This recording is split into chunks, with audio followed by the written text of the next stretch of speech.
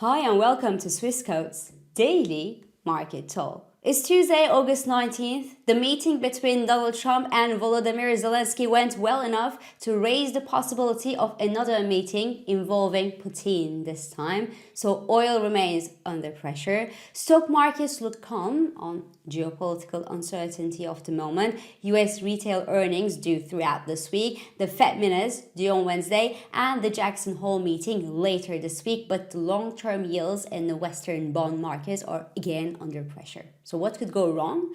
We will talk about all that and more. But before we do, please keep in mind that opinions are my own and this is not financial advice.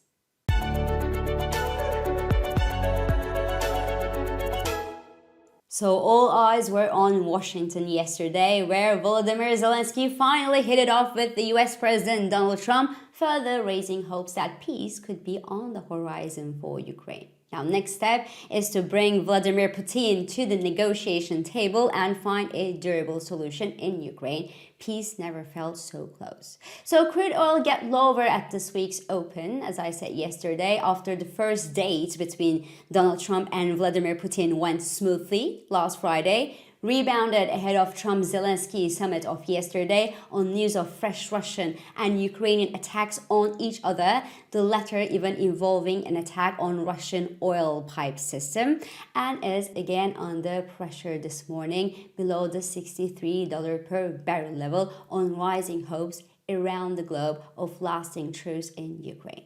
Now, beyond Ukraine, appetite for oil is not at its best, to say the least. Ample supply from OPEC and non-OPEC countries, cloudy demand outlook globally, and the energy transition have actually kept the bulls on the sidelines over the past few years. The CFTC data actually confirms that the net long positions for crude oil are at the lowest levels of the past 5 years, and they have not been this low since more than a decade. So the question right now that investors are asking is, what is the price level that will actually balance the oil production out, and whether Donald Trump's pushing against the climate change rules and his preference for traditional energy industries could eventually throw a floor under the decarbonization trend.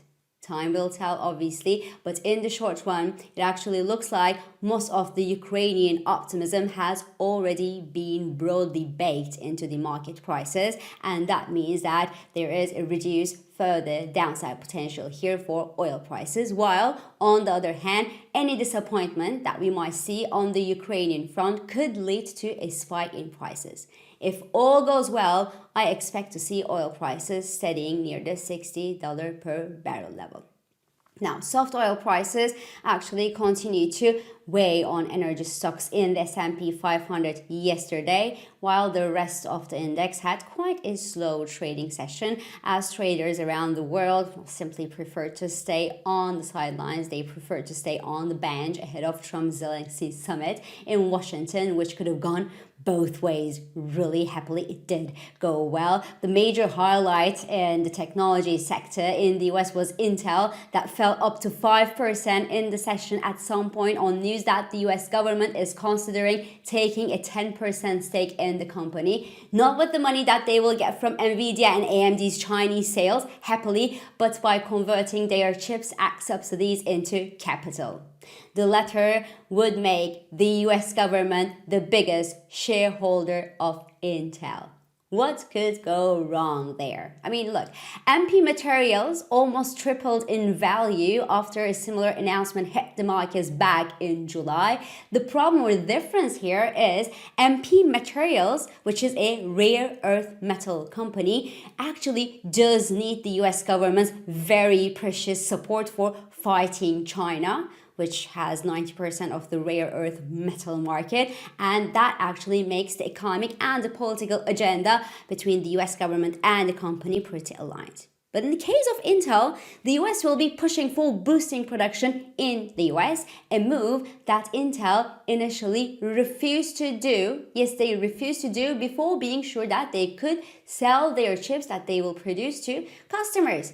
And the misaligned political and economic agendas, the misaligned political and economic goals here could actually destroy value for Intel in the medium to long run. But anyway, coming back to the bigger picture, European stocks traded lower yesterday, and we have a quite mixed picture this morning ahead of today's open in Europe, with European indices pointing at slight optimism before the open at the time I'm talking here, while US futures are hinting at slight losses, but really slight, so we can't say anything about it and how the session will go right now. The US 2-year yield is pressuring higher but remains below the 3.80% level ahead of Wednesday's Fed minutes and the Jackson Hole meeting later this week. And everybody's looking to hear what Jerome Powell has to say on Friday when he will speak at his Jackson Hole speech, whether he will give more weight to slowing employment figures in the US or he will stress out the tariff-led inflation risk to help investors better understand if Scott Bessent's 50 basis point cut wish last week was just a wishful thinking or could it become true. Now, to me, the most plausible scenario for the Fed is a 25 basis point cut in September, which would then at least keep the door open for further interest rate cuts later this year and, well, next year, rather than a 50 basis point cut like last September, which could then potentially be the first and the last interest rate cut due to market backlash. So, again, to me, the most durable bullish support for the markets would be a 25 basis point cut. That is probably what Jerome Powell will hint at this week's Jackson Hole speech to make everyone a little bit happy. But given that that's already broadly priced in by the markets, the S&P 500 may need a fresh catalyst to extend gains further. Because remember that August, September and October tend to be seasonally slow months, and rising pressure on long-term yields of Western markets could eventually encourage some global investors to take their post-earning profits and walk away. Now, speaking of earnings and profits, 3 major US retailers will be announcing their second quarter results throughout this week, and their earnings forecast will obviously serve investors as an additional barometer, very precious barometer, in fact, of the US consumer health in the middle of this tariff jungle. Now, remember, Friday's data showed a weaker consumer sentiment in the US and rising inflation expectations. That's not the best combo to tell you. So the million-dollar question right now here is, who is paying for the US tariffs? And what does that mean for the Fed policy and for corporate profits and hence for the market valuations? So if companies eat the tariffs, they should see their profits get squeezed by the tariffs, and that's obviously bad news for their valuations. If, however, consumers eat the tariffs, that's also quite bad news for company valuations because it would then boost inflation expectations and inflation itself and lead to a more conservative Fed policy than otherwise, and that would mean higher than otherwise borrowing costs for a company, and that's not cool for valuations. If, however, businesses raise their prices but sales volumes decline, well, there we have a pretty mixed picture, and it's case-by-case study, because companies with strong pricing power would actually be the winners in this scenario and others would feel the heat. For investors, of course, the best outcome here is to see consumers pressured enough to, well, consume less and to justify a supportive Fed policy, but not too much pressured either, obviously, to keep profit outlook for companies quite afloat. So that's a fine balance to find here. Now, note that in terms of valuation, the S&P 500 is now trading at more than 3.2 times its sales, and that is the highest price to sales ratio of its history. And the higher this ratio goes, the higher the chances for a downside correction.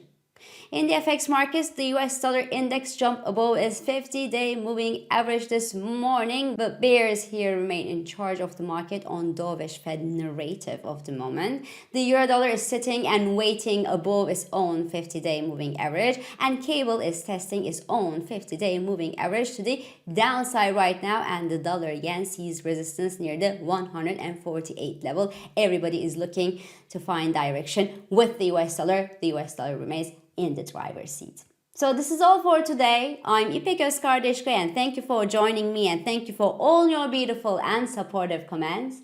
I hope this episode of Market Talk has been helpful and it has been insightful to you. So please do not hesitate to leave your comments, your reactions, and your questions below.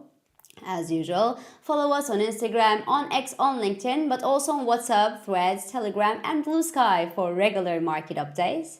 Subscribe to our YouTube channel for daily market comments, and please don't forget to hit the like button on these videos to let us know that you enjoy them. So I will meet you again tomorrow, and until then, good day trading.